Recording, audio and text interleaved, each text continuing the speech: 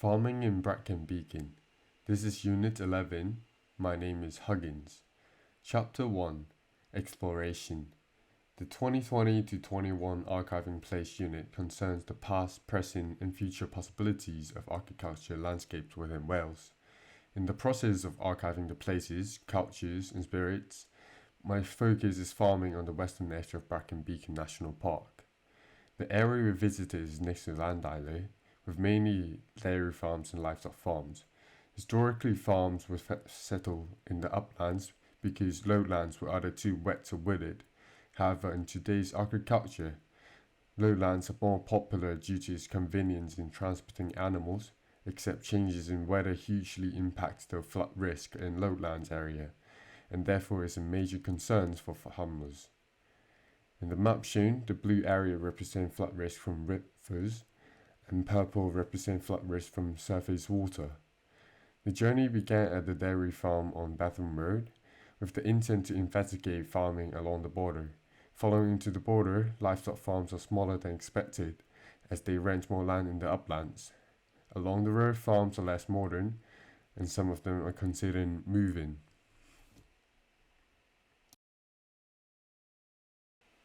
Chapter 2. Interaction. In order to understand more about the situation in the area, I've interviewed Soph, the owner of a farm with 40 acres.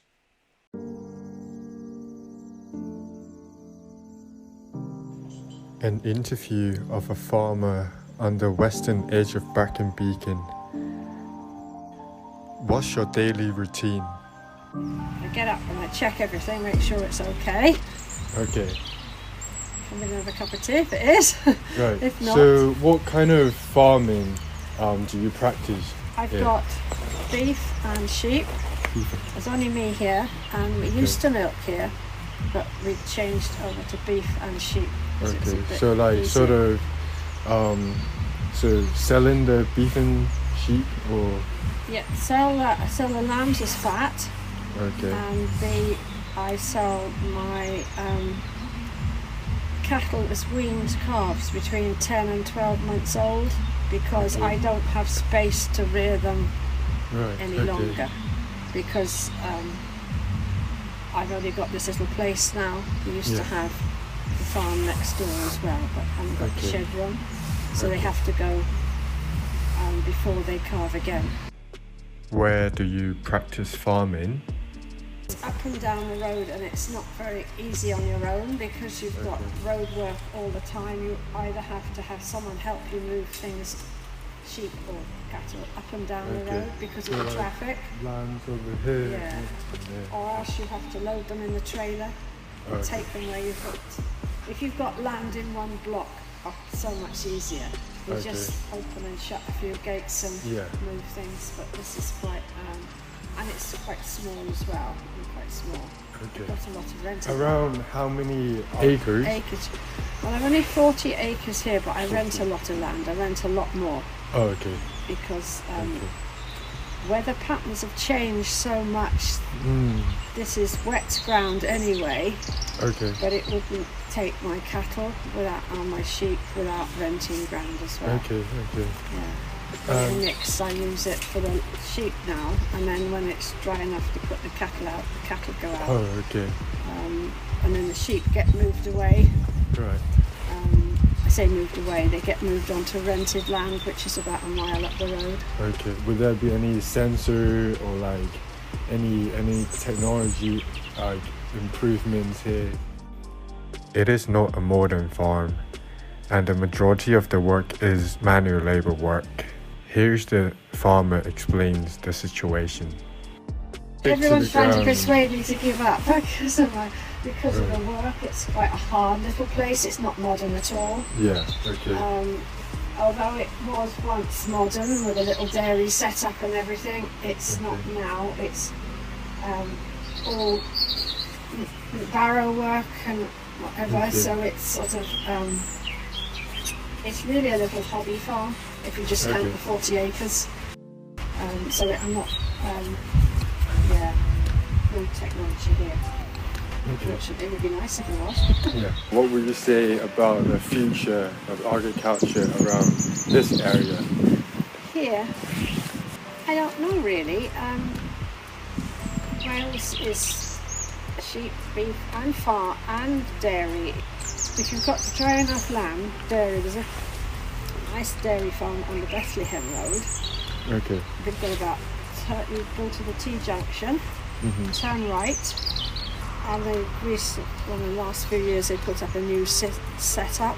Okay. But they didn't put up the new setup until the son decided to stay at home because the investment is huge. It's absolutely huge. Okay. You go buy a really nice house for them. Yes, they've got the machinery. And the next farm on your right. Yeah. Now, they're very forward thinking into farming. Okay. Where I'm about to probably give up. Oh, why? How come? My age and my arthritis and things, Okay. and the fact that it's not an easy system. If you've got big sheds, you feed your cattle probably along one side, you bed them up along the other side, job done. You can do 100 in an hour. Okay. Yes. Here, it's all cleaning out the cubicles, scraping out, barrowing in hay and straw. It's old-fashioned and too much manual work, and it's not very productive really. Right. So how many years have you been practicing this? Really. A long time. Been here about 85. But I tried to move quite a few times, but it's the money you have to find to get a better situation. Okay, Her farm is a livestock farm, mainly selling the cattle and sheep.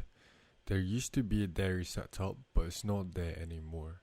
The existing farm is formed by sheep and cattle, barns and sheds. Serves live in units along one side, and there are multiple storage units. There are two separate entrances, one is for transporting the cattle and sheep, and the other one is for serve going in and out. The brick and stone facade of the current building units have decayed over time, hence the condition and environment of the building units are not optimal for the well-being of livestock and serve. Furthermore, the intensive manual labour work is challenging for serve and unsuited for age. Therefore, rebuilding will be beneficial. Chapter 3: Challenges. The unexpected times of flooding heavily affects growing crops. Flooding and wet weather are so costly to agricultural land because they cause delays in reduction of crop harvesting.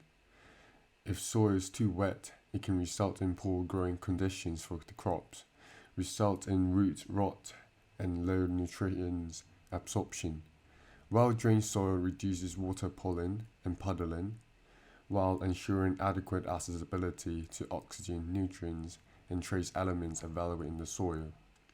The Welsh Government's Farming Connect programme encouraged farmers to develop horticulture in Wales. By joining the programme, Soph would benefit from subsidised business support tailored to her needs. After rebuilding the farm, she would be able to reconnect to different farmers and share their experiences. Chapter 4: The Drain System. The redesigned farm will operate with a rainwater harvesting system. The system will collect rainwater falling onto the ground and water falling from each roof through the roof gutter system and catchment area. The water will go through a filtration system via drain pipes, separating sediments and water, and it will be stored in the water tanks. The water can be directly pumped to all parts of the farm. The sediments that were filtered can be used to form gabion walls as boundaries, and wastewater will be passed to the river behind the farm. The system is able to utilize the rainwater that caused flooding into growing crops. Growing with hydroponic system allow farmers to grow crops without the use of soil and within a protected environment. In drip hydroponics, the nutrient solution is added through tubes directly to the base of the plant. Drip emitters are at the end of the tubes, providing nutrient solution drips at an adjacent flow, saturating the flow to medium. Within it is a non-circulating system. There is no backflow of water to the reservoir. Without the need of the other labor-intensive farm jobs, hydroponics offer lighter work and can easily be managed. which is very fitting for surf. This way it cuts back on the cost of producing crops and free up time. The greenhouse is designed using a steel frame structure with polycarbonate profile sheets to create a natural light diffusion for the hydroponic system. It can also maintain an optimal temperature, lighting, and humidity level for plant growth. Refurbishing the existing farm stone walls is not only an economical approach, but also offers an efficient solution in reducing environment costs. Furthermore, it retains the heritage of the existing old stone walls. Rebuilding is aesthetic. Stone are also a natural material with lots of minerals, which are ideal for beating various weather extremities. As water is required to flow around the structure constantly, metal frame structure offers protection from changes in weather and temperatures, all of which can damage the structural integrity of a building and its aesthetic. Similarly, the design of the cattle setup offers a better animal well-being environment. There is an improved accessibility of natural light and fresh air, optimizing health and productivity of livestock. Additionally, the ventilation system heightens airflow, and along with sandstone walls, temperature is kept ambient. Concrete flooring provides a comforting surface for the cattle hoof. Overall, in an improved environment, cattle can meet their generic production potentials, further allowing the farm to maximize profitability.